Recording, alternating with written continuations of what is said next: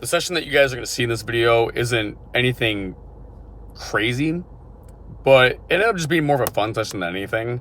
My original plan for this video was going to be to go to a different park that I haven't been to in a while because it actually had closed down for a few months due to water damage from a couple storms earlier in the year. But when I went to go leave my house and go to the skate park, I ended up having to make a couple stops along the way, and it took a lot longer than expected. So because this other park was going to be open longer, I just opted to go to this one instead. But at this park, I ended up just cycling through a bunch of tricks, not like super tech or crazy tricks or new or anything per se, but I just wanted to kind of go through a couple obstacles and just see how many tricks I could go through that felt right in the moment, and just to see how many tries it would take. Some of them took longer than others, but ultimately I was just kind of having fun cycling through them and just seeing what I could throw down. But the first half of the session was just doing some warm-up tricks and feeling things out, and again cycling through tricks on both a ledge and a hip. And then the second half of it is kind of having a little bit of a session on a micro mini. And I really love the dimensions on this micro mini at this park. And because the way it feels on there, a trick that I've wanted to learn for quite a while, and I've tried a couple times here and there, is tray flip rock the fakie. But most ramps that I've ever tried them on, I was having trouble getting the right like scoop and pop without like hitting the coping and having it bounce back at me wrong. Like to the point where like I'd flick it and the rotation wouldn't even let it get over the coping. So I've been struggling to like learn this trick on a ramp that would allow me to get a better feel for it. But the micro mini is mellow enough. There's still transition, but it's mellow enough that it made flipping into it a lot easier. So you'll literally see the process from start to finish of me working on this tray flip rock to fakie. And when I landed it, I tried to throw a couple of other tricks afterwards, like do it in a line basically. But yeah, that's all this video is going to entail. I do hope you guys enjoyed the video and enjoy the skating regardless.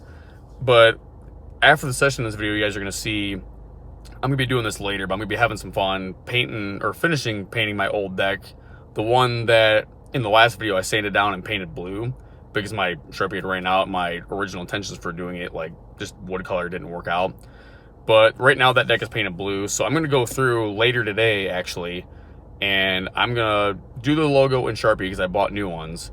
And then I'm going to take painter's tape and do vertical white stripes going down it. I don't know how many I'm going to do or like how big the stripes will be, but that's going to be my plans for later. But anyways, here's the session and hope you guys enjoy.